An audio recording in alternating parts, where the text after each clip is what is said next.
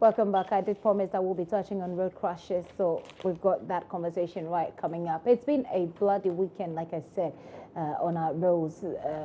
1, 2, 3, up to 19 persons were killed just this weekend through crashes on the road at a pump junction. 14 of them were killed after an articulated truck rammed into a passenger bus. Several others are also in critical condition. That's in the central region. Now, in the Bunahafo region, 4 final year students of the Sunyai Tanoso Nursing Training College were killed in a separate accident, huge casualties. So what seems to be the problem, really? Last year, as many as 1,990 lives were lost, whilst 19,990 lives were lost, whilst another 10,154 sustained various degrees of injuries. Overall, 2016 was a setback for an improving road statistics situation in Ghana.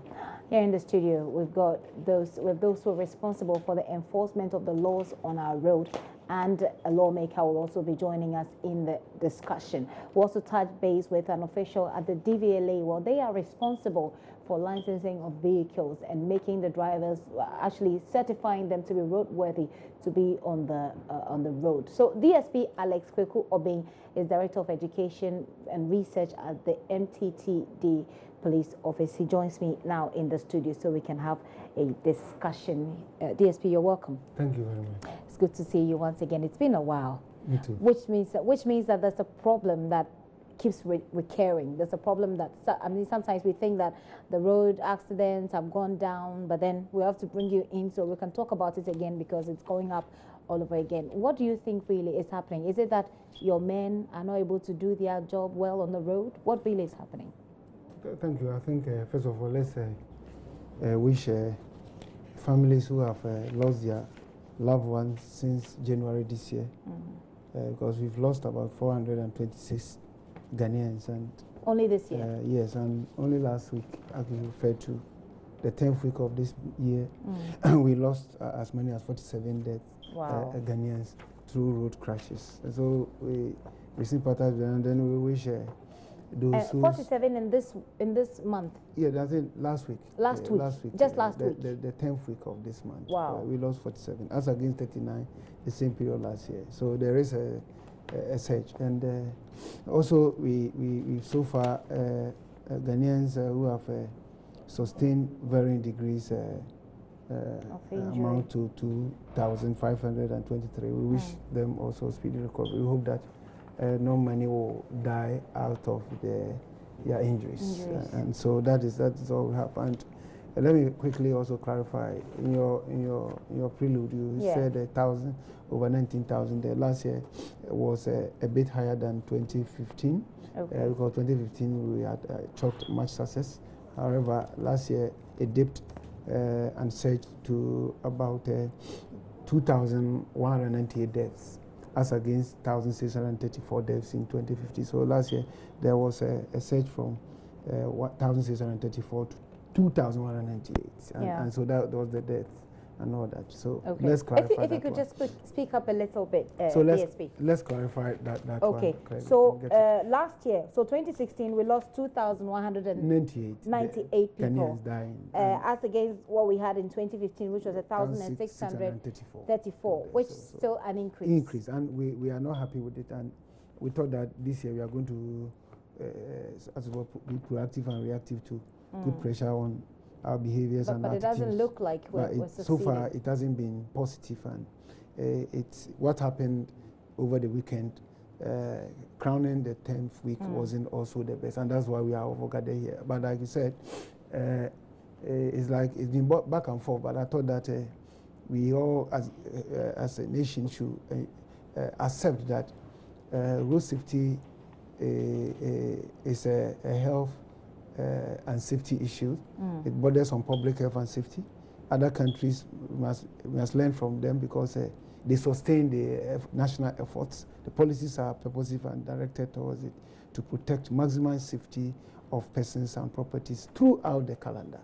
And I think it is a wake-up call. It's again wake-up call to us that we have to have a paradigm shift in terms of our transportation system in Ghana. For how long should we allow such a high and huge traffic mix of smaller vehicles, medium vehicles, and heavy goods vehicles, including bicycles and motorcycles and pedestrians, converging at one place, whilst others who are seriously thinking about their public health and safety and are achieving much with so many vehicles they have on their hand, millions, and are having minimal deaths and injury because they have diversified, because they are investing in underground trains, surface trains, and trams and other contemporary means of moving people.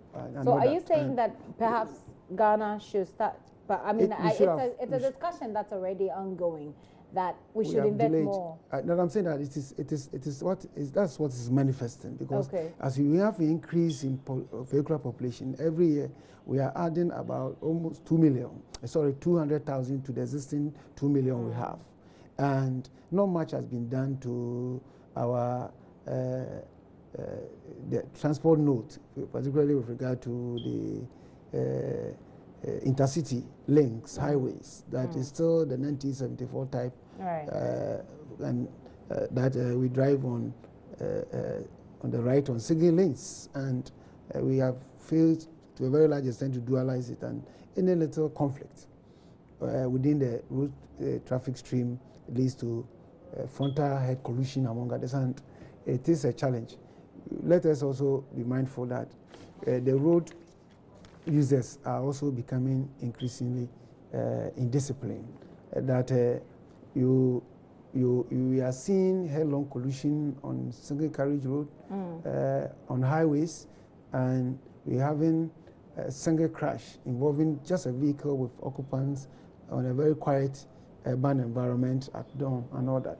And it tells you of the excessive speeds that drivers are sort of gotten themselves to. We have over the time been advocating and sensitizing that if 100 people would die on our roads, about 70 of them would have been killed as a result of excessive and inappropriate speeds.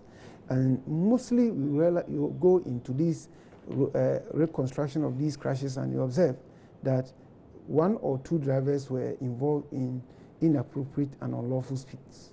And for example, how is it possible that in a peri-urban area of Abesim and Sunyan at dawn, in a saloon vehicle, 5 occupants, 4 women and one driver, a male, could drive a saloon vehicle and veer off and crash into a tree? It's obviously. Isn't that the reason why? I mean, this is a problem that we're dealing with, and it's clearly been a problem for a very long time. But that's why your men are on the road. So why is it that we're still recording this? You've spoken about the fact that we have not done anything much about our road networks, and that could be a possible cause or source of problem. It is also always a problem. Exactly. If you don't diversify, it's one you of the don't problems. put more of the road users onto rail lines, tracks. But that's like a long-term kind of solution. That's what we are reaping, and we shouldn't deny ourselves of that. Two, what I'm just saying is that at dawn, you don't expect police officer to be on urban environment in Accra to check your speed, because it is already inculcated in the bloodstream of drivers, and we expect drivers to self-comply with some of these rules. I'll come back to you, DSP. Sorry, we understand that there's been another accident as we speak.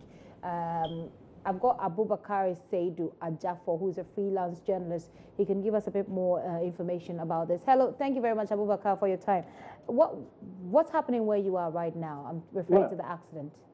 Well, I'm speaking from Accra, Newtown. Accra, Newtown. Okay. It's actually a place called Commando. Okay. Yeah. Tell us about the accident. Yeah. Actually, that is where I work. That is where my office is.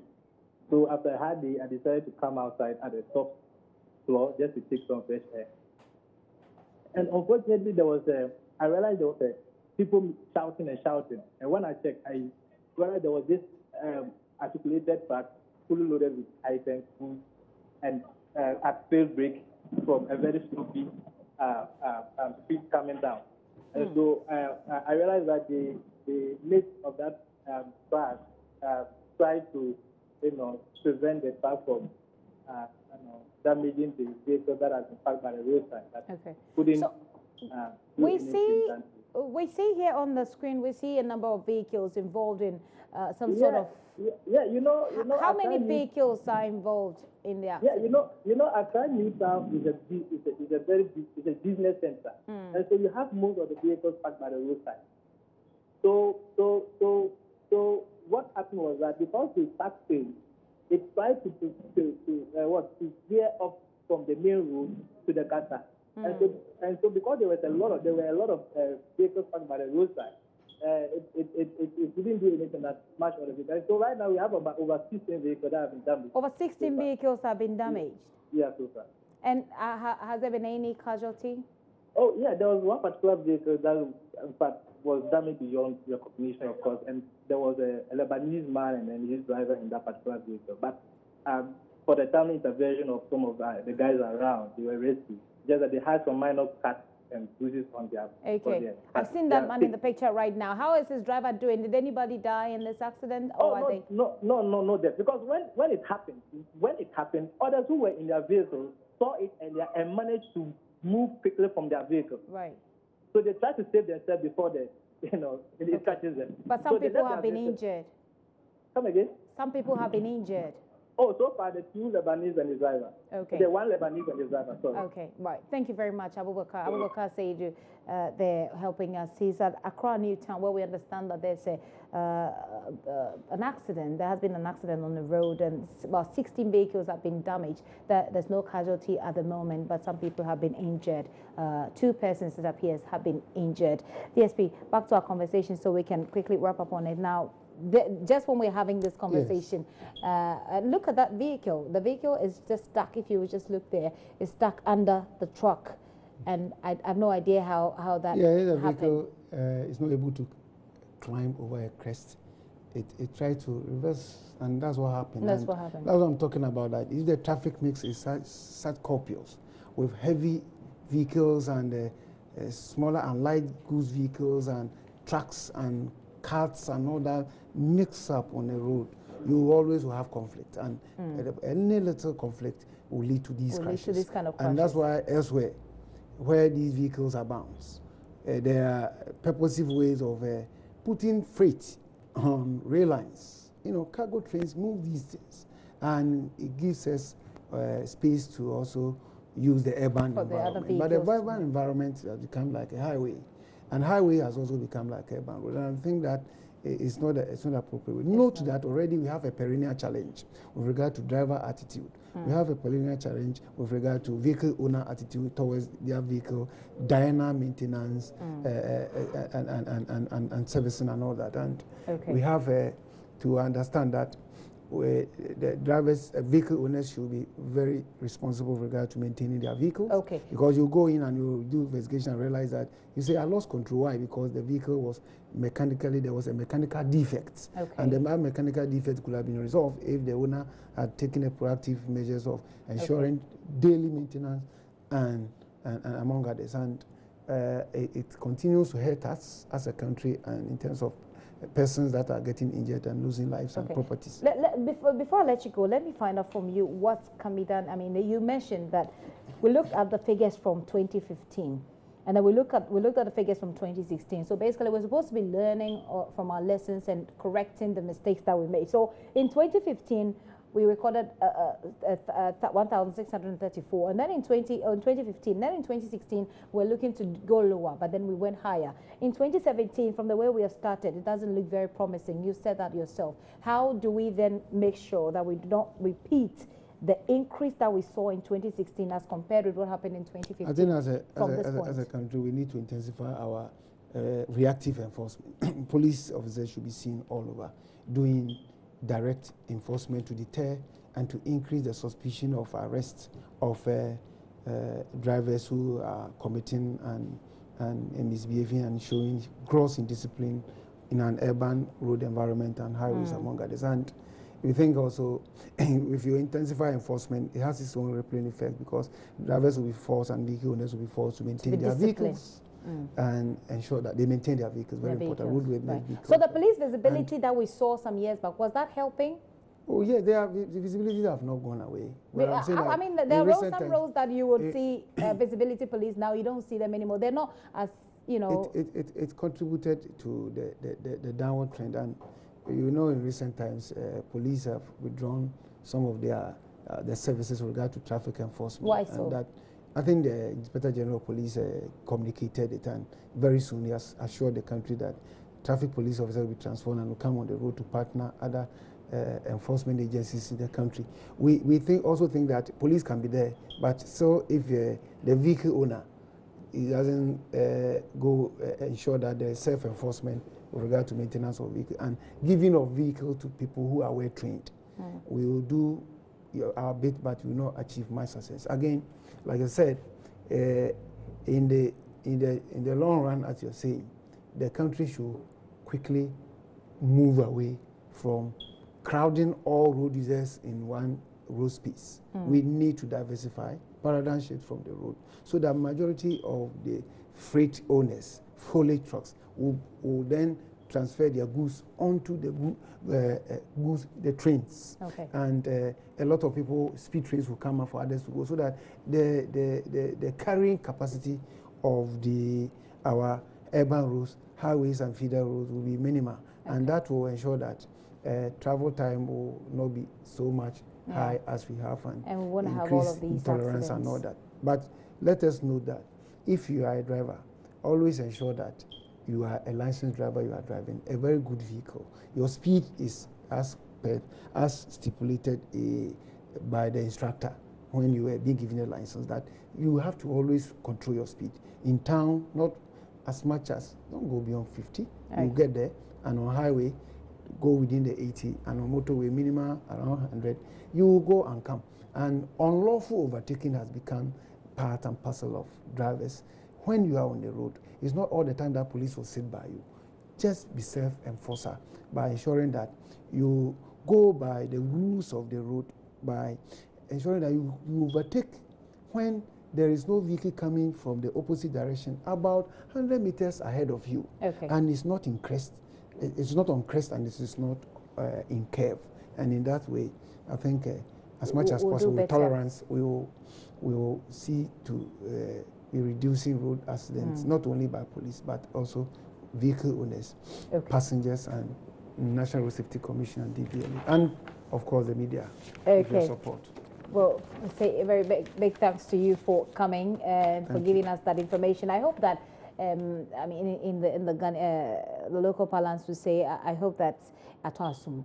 And I hope that the drivers will learn from all that you've given them. But these are scary figures. These are really scary figures. So in 2015, 1,634 people were killed. And in 2016, it shot up to 2,198. Now in 2017, and even in the very early days of 2017, we're recording very high figures, 426 so far. And just last week, 47. That is scary. So let's watch how we drive on the way, on the roads. Over speeding won't help any of us. You will go as slow as you can, or you should, and you will return safe and sound. We cannot move away from accident stories and look at the food that we eat. Well, the Food and Drugs Authority say its investigations so far have revealed that there's no presence of the chemical formalin in salted fish. Environment Minister Professor Frimpong Boateng recently claimed that some traders have been using the chemical meant for preserving dead bodies to keep Kobe from going bad. But head of food regulation at the FDA, Maria Johnson, says a survey in 30 markets across 4 regions have recorded negative results. She, however, says that a lot more surveys are being conducted. For the Kobe, we have sampled from various markets in the Greater Accra region, the Eastern region, the Volta region, and the Central region. We've been to the production sites in the Central region.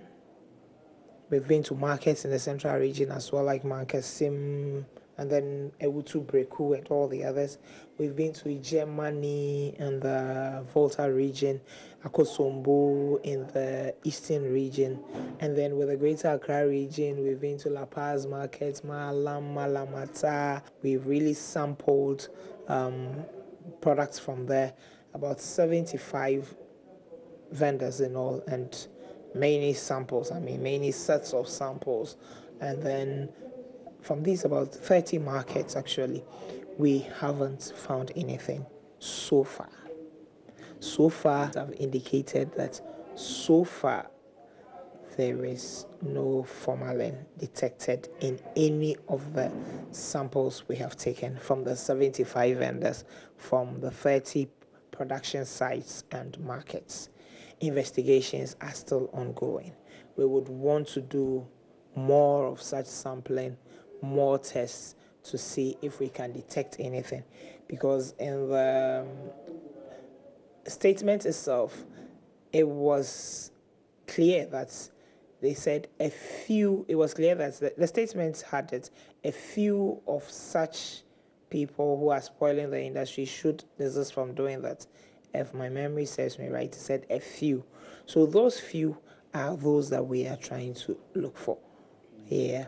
So really getting to know that we so far have 100% of no formalin, or should I say 100% negative results, does not really go like, well, there might be nothing. We are still looking just to see if we can find out the few.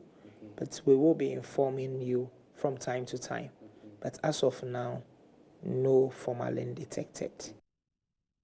Well, you would recall that there were recent concerns about adulteration of palm oil with Sudan for dye. Ms. Johnson tells Joy News the latest survey of palm oil on the market showed that 98% of them were clean from the chemical. The Abepa variety doesn't produce a lot, so a lot of them are not using. That's not to say they are not using it at all, but a lot of them are not using the Abepa variety. So we have fewer ones that are that red.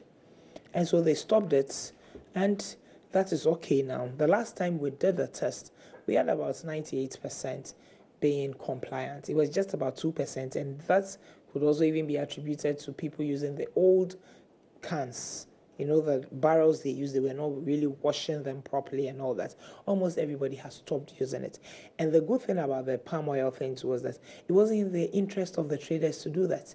They were going to spend extra money to buy color for their products to look attractive for the consumer. Now, if you add the color, it even deters the consumer from buying. So why would you spend more money to do something that's not going to sell anyway? So that was a very simple problem for us to solve. And by the grace of God, we have gotten there. There is no Sudan for adulterated palm oil, and I don't think they will do that again. Please, sorry, wait. Thank you.